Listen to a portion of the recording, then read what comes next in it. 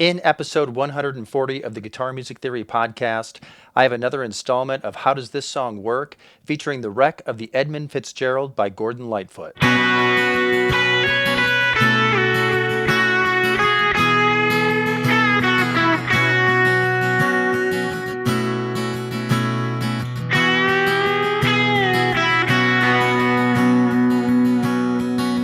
Greetings, guitar engineers. Welcome to the Guitar Music Theory podcast.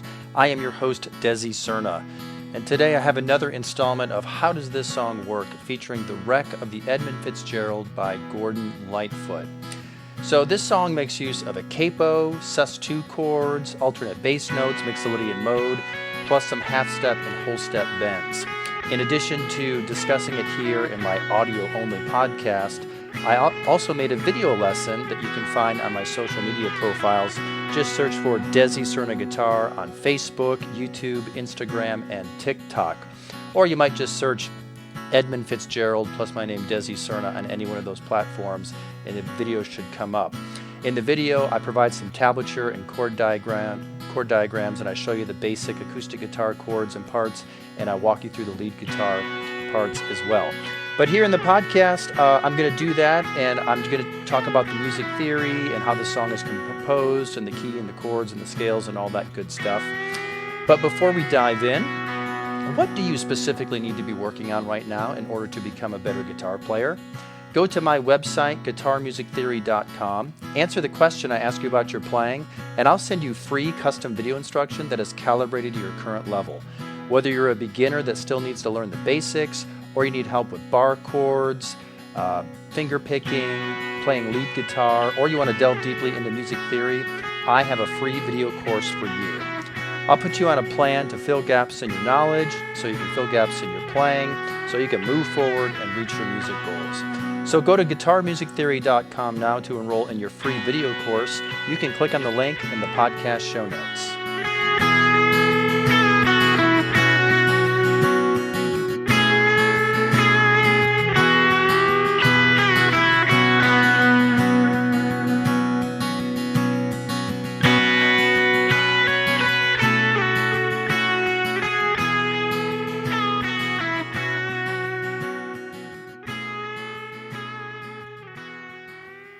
All right, so we are ready to dive in. So I had actually been meaning to do a lesson on this song for a while, just because I'm a fan of it and I like its sound. And then with Gordon Lightfoot's recent passing, I thought, well, what better time than to talk about one of his songs. I'm not only a fan of this song, but this song is, I guess, maybe somewhat more meaningful to me because I grew up in the Great Lakes region. And I thought it might be a little interesting to talk about my hometown in that area before we actually get into the music lesson here. But I grew up in Toledo, Ohio, and it's all the way at the top of Ohio, on the northern edge there of Ohio, just below the Michigan border, just below Detroit, Michigan. Sits right at the edge of Lake Erie, which is one of the Great Lakes. And basically, the state of Michigan was kind of my backyard growing up. So so during the summers, I used to spend time in Lake Michigan and Lake Huron. And of course, the wreck of the Edmund Fitzgerald occurred in Lake Superior. And it was a freighter ship, rather, that transferred iron ore between different ports in the United States and Canada. And so it traveled from down to Detroit and through the Great Lakes, because they're all kind of interconnected there, in case you didn't know. A lot of people who are not from that area of the United States don't realize that we have these massive, like ocean-size lakes up there, and that Michigan is just surrounded by that coastline. So growing up, I had family that had a lake house on Bass Lake in Pentwater, Michigan, on the western side of Michigan. So I would spend time in Pentwater and Ludington and Silver Lake and Bass Lake and Lake Michigan. And then I traveled north to I vacationed to Traverse City, Petoskey, Harbor Springs. I used to play some gigs up there because I worked for a agency out of Detroit that used to book engagements all over Michigan for me. I never traveled to Mackinac Island, but later when I got married, my wife's family had property in Oscoda, Michigan, which is on Lake Huron. So we used to spend every summer up there. We would kayak the AuSable River that outlets into Lake Huron. And of course, I've been in Lake Erie. And when I was a teenager, me and some buddies used to love to take road trips and find interesting places, interesting destinations. And one year we chose to drive to Lake Itasca in northern Minnesota, which is the source of the Mississippi River. And then we also, would we have traveled over to Duluth, Lake Superior? Since we had been in, I think, all of the other Great Lakes, except for maybe Ontario, I can't remember, we decided we wanted to cross Lake Superior off our list. But when we got there, it was just so ice cold that we really couldn't get in and really spend any time in it, even though it was summertime. If you ever see pictures of like northern Michigan and some of the lakes around there, some of the inland lakes, but then also the Great Lakes, it's very beautiful and it looks wonderful. But what you don't necessarily see from the pictures is that even in the middle of summer, the water up there is ice cold. But it's still beautiful. I never really was an angler or a fisherman or anything. That's kind of a big deal up in those parts when you're surrounded by lakes of that size. I don't think I've been to Lake Ontario. I've been to Niagara Falls. I can't remember if I would have traveled up to spend time on Lake Ontario or not. I'm not sure. But I've been in all of the other Great Lakes or been to them. And in the case of Lake Michigan and Lake Huron and Lake Erie, actually spent quite a bit of time there. So as I was looking up, just Googling to get some information about this song, The Wreck of the Edmund Fitzgerald, I didn't realize that it actually hit #1 on the national charts. I had kind of assumed maybe it was just like a regional hit song because of the Great Lakes there and its significance with the ship going down in Lake Superior and stuff. But apparently more people are familiar with it. So some other interesting connection I have to it is that I had an Uncle Domingo Serna, who used to work as a longshoreman. So he was employed at ports to load and unload ships. And apparently for several years he worked on ships, including he would have been aboard the Edmund Fitzgerald prior to it sinking. So that's kind of an interesting family connection that I have. And I'm sure that my cousins, Domingo Serna's children, are very glad that he was not aboard the Edmund Fitzgerald when it sank in 1975. So I did some Googling here, just get some more information on the song, and I come up with this. The song tells the story of the sinking of the Edmund Fitzgerald, a bulk carrier freighter that sank in Lake Superior on November 10th, 1975, with the loss of all 29 crew members. The lyrics are based on the events leading up to the disaster and describe the treacherous conditions on the lake, the ship's crew and their families, and the final moments of the ship as it sank to the bottom of the lake. According to my cousin Gina, she said that her father, Domingo, did tell her about a time where he thought he was going to die. He got stuck in a storm on Lake Superior on a ship that was apparently pretty treacherous. So, it's interesting. I mean, Lake Superior is one of the largest, deepest, I think, freshwater lakes in the world. It's practically like an ocean, and I suppose because of its location, that you can get some crazy weather up there. Apparently, obviously, because there's also like over 500 shipwrecks or something in Lake Superior. Anyway, just continuing with some of the information I pulled off of line. It says the song is known for its haunting melody and poignant lyrics and is considered one of Lightfoot's most famous and enduring compositions. It has been covered by numerous other artists over the years, including Johnny Cash, Bob Dylan, and Sarah McLachlan. I didn't know that. I might have to go look up those other versions. Anyway, that's a little bit of background about, my hometown, Toledo, Ohio. I'm recording this in the Nashville, Tennessee area right now. Where I've been for several years.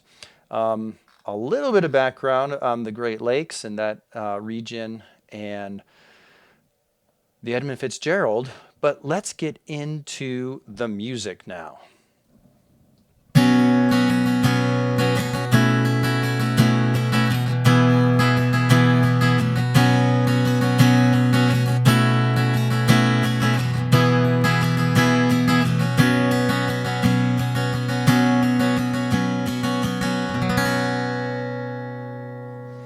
All right, so I'm just going to talk about the two basic parts. That's going to be the acoustic guitar chords and then the electric lead part. I think that the song may have been recorded with a 12-string guitar. I'm just playing a normal 6-string acoustic guitar here. I'm playing it through my Kemper profiling amplifier and using like a profile that was based off of the Fishman Aura Spectrum DI. And I got a little bit of reverb on there just to bring it to life. I'm capoed at the 2nd fret, but you know what I want to do? I'm going to actually take the capo off and just play this in a different key, a whole step lower, because it's going to be so much easier, so I don't have to like refer to a D shape, which is actually an E, or an F sharp minor, or an E minor shape, which is actually F sharp minor, and blah blah blah, all that. So let's just pretend that we are playing without a. Well, let's not pretend at all. Let's play without a capo.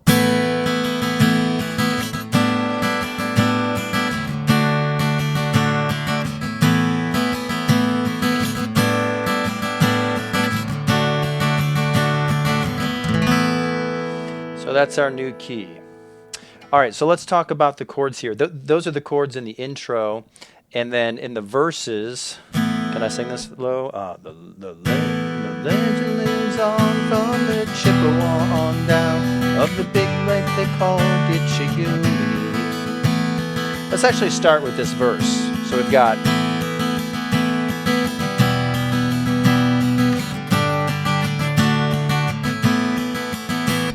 So the chords I'm playing here are A sus2, E minor, G, D, then back to A sus2.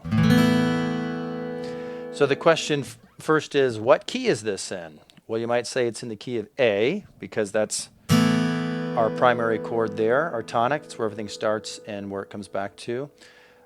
Is it A major or is it A minor? Well, this is where things actually get kind of tricky, because we don't have a major third at all. We're playing a sus2. So that's where sus means you are suspending the third. So there is no third in this chord, major or minor. Instead, we just have a root, fifth, and a second. A root, fifth, and a second. A sus2. So what's interesting about this type of chord is that it's ambiguous. Is it major? Is it minor? Well, it's neither. It's sus2. The third has been suspended. So are we in the key of A major or are we in the key of A minor? Well, we might need to look to the other chords to figure that out. Let's assume that we were in the key of A major. So let's think about our A major scale. And let's think about our common chords. We'd have A major, D major, and E major, 1, 4, 5. Well, already we have a problem. A major has an E major chord in it, but I used E minor. I also used G. And there's no G in the A major scale. There's a G sharp, but there's no G. Okay, so apparently it's not A major. Oh, it must be A minor then, okay? Let's play an A minor chord. So if we play an A minor, and we think about the A natural minor scale and its chords, A minor, the key of A minor has a G in it. It also has an E minor in it. So we're getting close. Oh, but wait a minute. The key of A minor does not have a D major in it. It has a D minor in it. So it's got an F natural in the scale, not an F sharp that you would need for the D chord. Okay, so it's not A minor. Maybe it's in one of these other keys and we're borrowing some chords or something. Or maybe it's in another mode. So whenever I play an A chord and then I go down a whole step to another major chord, or actually whenever I play any major chord and I go down a whole step, that's a flat 7 interval, and I know that occurs in Mixolydian mode. So maybe this is Mixolydian mode. So that would mean that we're actually playing out of the D scale, but we are rooted off of the 5th degree A. So we're using notes and chords from the D scale, but we're centering on its 5th degree A. That would make A Mixolydian mode, in which case we would have A major. We'd also have E minor. Perfect. We'd have G major, and we'd have D. because all those chords are from the D major scale, so they're in a Mixolydian mode, which is based on the same notes. Okay, so this must be a Mixolydian mode. Wait a minute. It could actually be possibly one other mode. It could be a Dorian mode. That would be the G major scale, and we're rooted off of its second degree, A minor. So maybe if we were going to play that A chord as a full major or minor chord, maybe it's supposed to be minor, and then the rest of the chords come out of the A Dorian scale, which comes out of the G major scale. In which case, the G scale has E minor, it has G, and it has D. So okay, so it could be a Dorian mode. So there isn't anything about the chords that indicate whether it's major or minor. The difference here is, does the music have a C note in it? If so, then that would complete an A minor chord. Or does it have a C sharp in it? If so, that would make the A major with the C sharp in there, a major third. The guitar's not doing it, but are there other clues in the lead line? I'm going to play the lead line on the electric guitar here in a moment. Let me just play it on the acoustic while I have the acoustic in my hands. So, well, actually, let me... I went to the original key. Oops, let's go to the key that we're playing in here.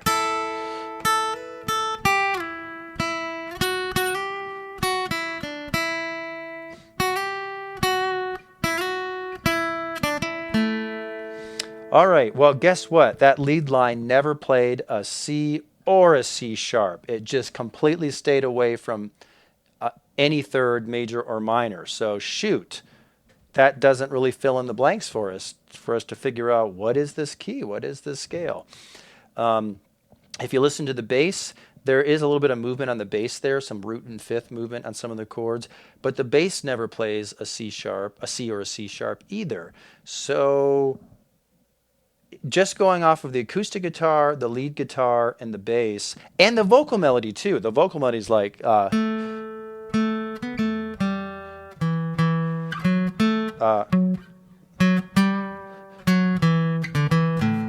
like the legend lives on from the Chippewa on down of the big lake they call Gitchagumi. I did not work that melody out very well, but guess what? The melody never plays a C or C sharp either, so that's not giving it away. So what's interesting about this music, and I think it's one of the things that makes it kind of hypnotic, well, that and its 6/8 feel, and it's got this kind of like maritime, old, what's the word I'm looking for here? Shanties, I think is the word I'm looking for here. But one of the things that's interesting about it is that it's kind of ambiguous. It's not major, it's not minor. And it has this kind of airy sound to it. Just like the sus2 chord, right?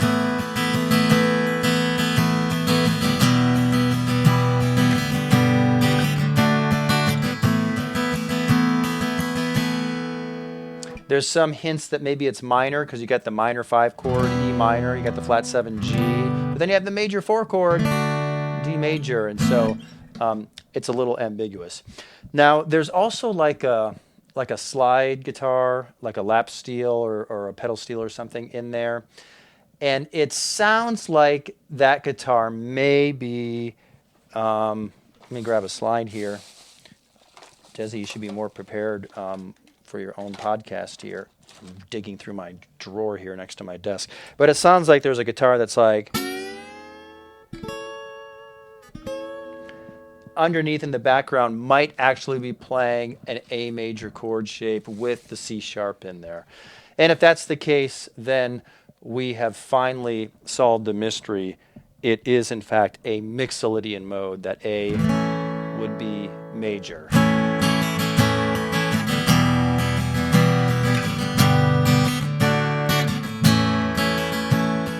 But because most of the instrumentation and the vocals stay away from any type of C sharp or C natural, it's got an ambiguous sound to it. It's got that sus2 sound.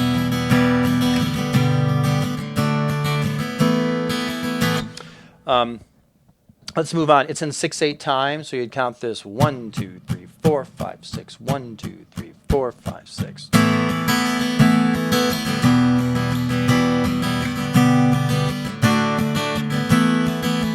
So it's got this kind of wilting, waltzy, swinging sort of feel to it that makes it sound more like a shanty, I suppose. Now, those are the chord changes. By number, if you were going to track this song in Nashville and you got a chart, they would say 1 sus2. They would say minor 5, then flat 7, 4, and then back to your 1 sus2. Now those are the verses. For the intro, when you have that lead guitar, and then during the little interlude sections where that lead guitar comes back, the chord changes. The bass stays on A and just does some kind of root fifth stuff, like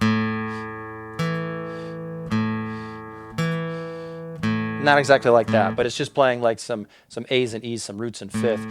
Basically, what's happening in the music during the lead section is the bass note is staying A. You're kind of pedaling on that A, and the guitar plays A sus2. And then it doesn't go to E minor. It goes to G6 with an A in the bass still. So that'd be G6/A. And then it goes to D major with an A in the bass still. And then back to it. So this is what the chords sound like during the little musical, the lead section.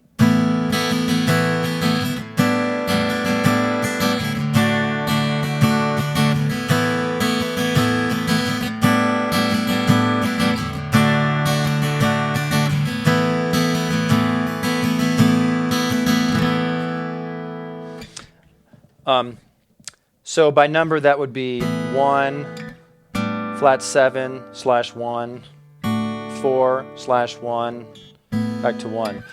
This adds more of the same. It's another element that adds to this song's unique sound. You know, the 6/8 time, the sus2, the ambiguous tonality, and then holding that A note in the bass during some sections, giving it almost like a kind of a drone type feel from styles of music that use the drone there.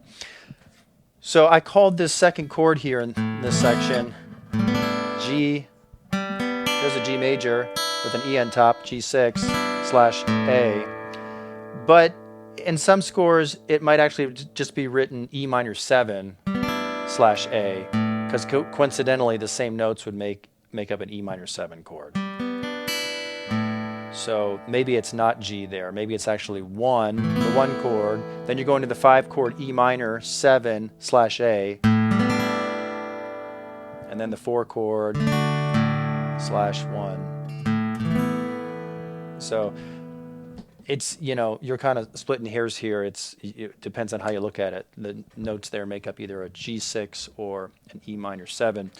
So whatever makes most sense to you. Now, the song is actually played a whole step higher, so I'll put a capo at the 2nd fret, and then I'll play through those same fingerings. By the way, you can learn these fingerings by watching the video that I posted to Facebook, YouTube, Instagram, and TikTok. Just go search Edmund Fitzgerald, Desi Cerna, and you'll find it. Make sure you follow me and subscribe and do all that good stuff. So, all right, here's the actual recorded key.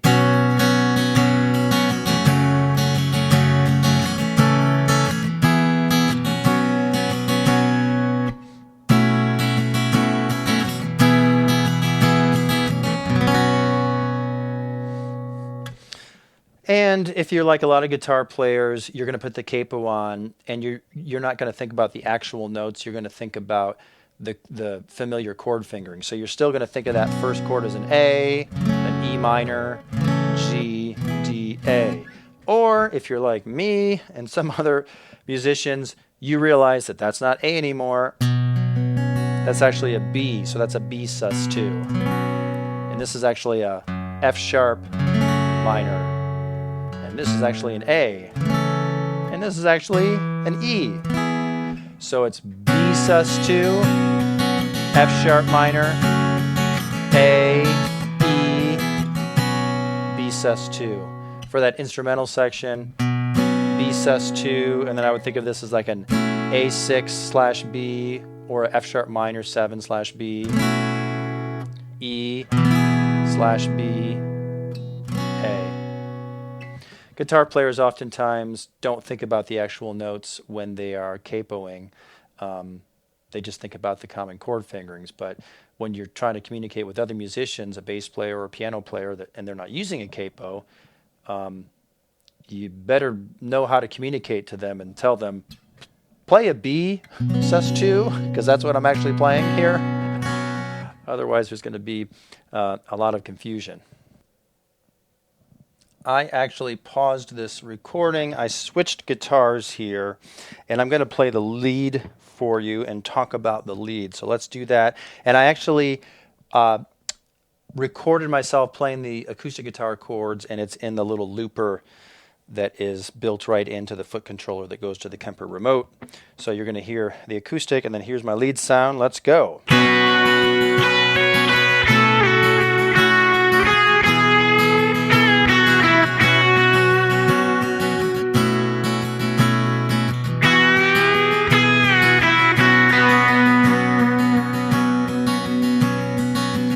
All right. So I'm playing my Bluesman Vintage Guitars Sedan. It's a Stratocaster style guitar. I'm on the bridge pickup. I did roll off on the tone. This guitar is wired so I can roll off the tone on the bridge. Here's the tone all the way up. Here's the tone all the way down. So I don't want that much, but kind of takes away a little bit of that high end. Sometimes, single coil pickups in the bridge position on a Strat are kind of ice picky, so I'm rolling off the tone a little bit. Other than that, volume's all the way up. I'm playing through my Kemper. I'm using a profile of a 1967 Fender Pro Verb amp, and then I have, let's see, here's just the amp by itself, how it was profiled. There's some reverb on there. Then I added some delay. And that's kind of just an eighth note delay. 1, 2, 3, 4, 5, 6. 1, 2, 3, 4, 5, 6. I mentioned the 6/8 time signature, but I don't think I actually explained that. 6/8 means there are 6 eighth notes per measure. You count the eighth notes as the beat. 1, 2, 3, 4, 5, 6. 1, 2, 3, 4, 5, 6. That's what that means. And then I'm adding a boost. Is this a boost or an overdrive? What do I have on here? It is a boost. It's a boost just to push it more into overdrive. So here's without the boost. And then here's with the boost.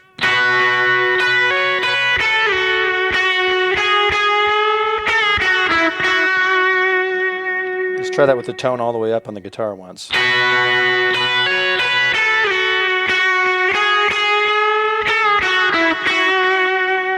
That actually sounds pretty good in my monitors here, but I bet when I listen back to the recording, I'm going to prefer that tone ruled off. So let me dial it back a little bit. All right, so I don't know exactly what was used to record the lead on the song. The first thing that I thought of was the Strat, I thought maybe. And I picked this because I have the trem system on it, so at the end there when I go, I can put some vibrato on there. But I'm not entirely sure what was used, but I thought, okay, this sounds close enough, so that's how I would dial that in. I went through some different amp profiles, too, that I had in the Kemper, and when I pulled up this 67 Pro Verb, which I've been using recently, and put some overdrive on it, I was like, yeah, all right, sounds good to me. So I don't always know exactly. I don't always try to use the same guitar or amp that was used in a particular recording because oftentimes I don't know. I just listen to the general sound and I say, is it a humbucker or does it sound like a single coil? Does it sound like a neck position pickup or a bridge pickup? Does it have a thinner sound or a thicker sound? Is it, a super bright amp, or is it a darker amp? Does it have more bass? Does it have more mid-range?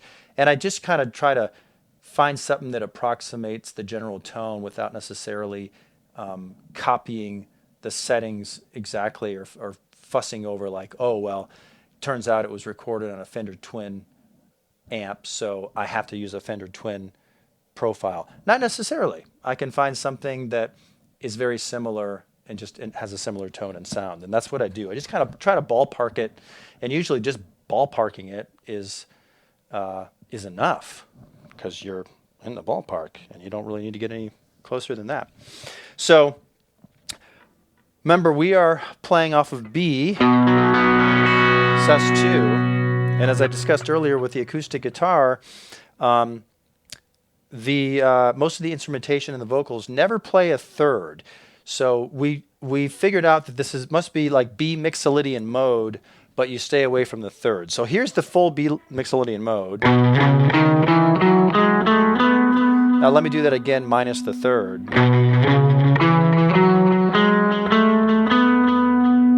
Here it is again. So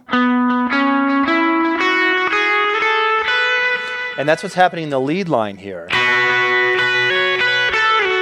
I begin with the root and a fifth, and then that's 1, 2, 1, and this is flat 7 to 5, and then here's a major 6 into the flat 7, 6, 5, 4, 5. If I keep going, so that's a bend from the 5th to the major 6th. Release. There's a 4th, 5th, 1. And with the root and 5th. So do you see how it's actually using the whole scale, right? We use the root, we use the 2nd, and we use the 4th, 5th, 6th, major 6th, and flat 7th, but we never used a third. And there is some more lead guitar that's kind of noodling during the verses. And, I didn't spend too much time on this, but I don't think it's ever playing a major third or minor third. And I think it's just staying away from it. And that's it's almost like this is kind of like its own mode, because it's Mixolydian. It's like Mixolydian Dorian, but without the third. So that's what's happening here in the lead line. And kind of a good lesson to pull away from this is if you can't figure out if a song has a major third or a minor third, and you're playing it and it doesn't seem neither one of them seems to mix right, but the other notes sound right, then stay away from the third. Plenty of melody and stuff that you can do with a root 2nd, 4th, 5th, 6th, and 7th.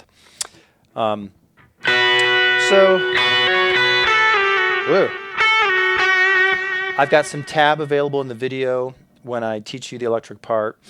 If you look up the video, and there's a half step bend in here. You bend the major 6th to the 7th.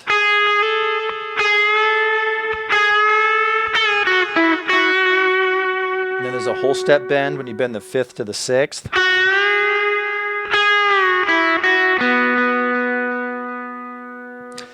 That's how you hear it at the beginning of the song. A little bit later, the lead adds in a little bit more. It goes.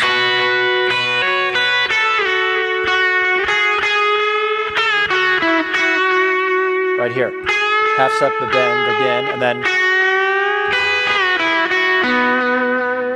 so again with that major 6th to the flat 7th, and then 5th to the 6th, and then even my pinky's fretting a B on the first string.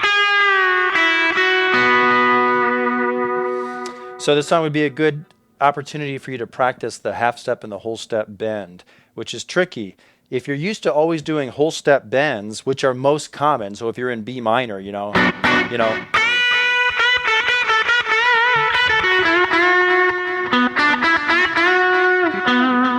then you go to play a half step bend, since you're so used to always doing whole step bends, you might actually overbend it. So,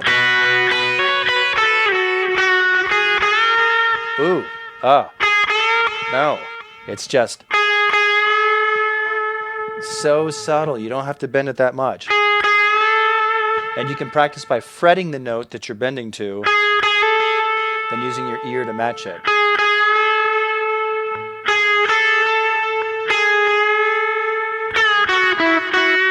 And then this part, that's a whole step bend. That's the fifth to the major sixth, F sharp to G sharp there. So when you bend, you got to use your ear. You got to pay attention, and you got to know when you've gone far enough or not far enough. You also I do get the feel of it. There's like a muscle memory thing too. You kind of get the feel of it, but you got to have your ear listening there. So.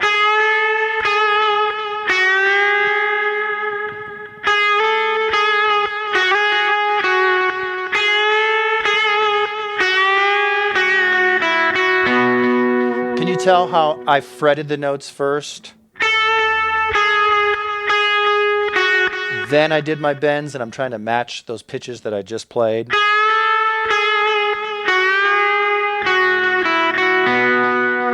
You can try that too as you practice your bends. So, that's really all I would say about the lead line here. And there is a little bit of variation. I'm going to start my loop again. So at the beginning of the song, you just have... Then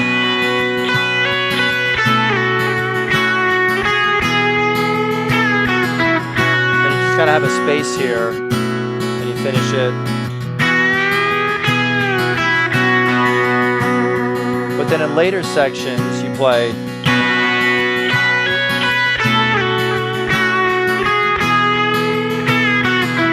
Instead of a space, you go half step bend, full step bend.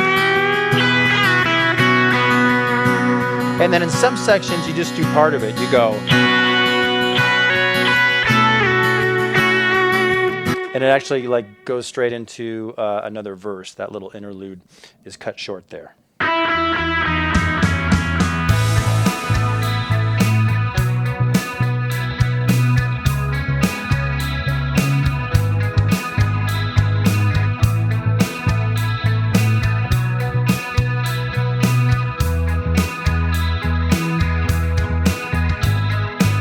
All right, podcast number 140 is a wrap. Don't forget to check out the video I posted for this song on Facebook, YouTube, Instagram, and TikTok. Just search Desi Cerna Guitar. Search Edmund Fitzgerald Desi Cerna if you just want to go directly to the video. But when you find my profile, be sure to like, subscribe, comment, share, and all of that good stuff. The more interaction I get, the more exposure I get for the content that I make. And if you haven't already signed up for a free video course at my website, go to guitarmusictheory.com. Answer the question I ask you about your playing, and I'll send you free custom video instruction that's calibrated to your current level. I can help put you on a plan to fill gaps in your knowledge and fill gaps in your playing, whether you still need to learn the basics, or you need help with bar chords, finger picking, lead guitar, or you want to delve deeply into music theory. So enroll in your free course now at guitarmusictheory.com. You can click on the link in the video description. All right, guitar engineers, thanks for listening. I'm Desi Cerna. Before you go, be sure to subscribe to this podcast, give it a 5-star rating, and leave a review if you can. Then keep playing and stay tuned for more.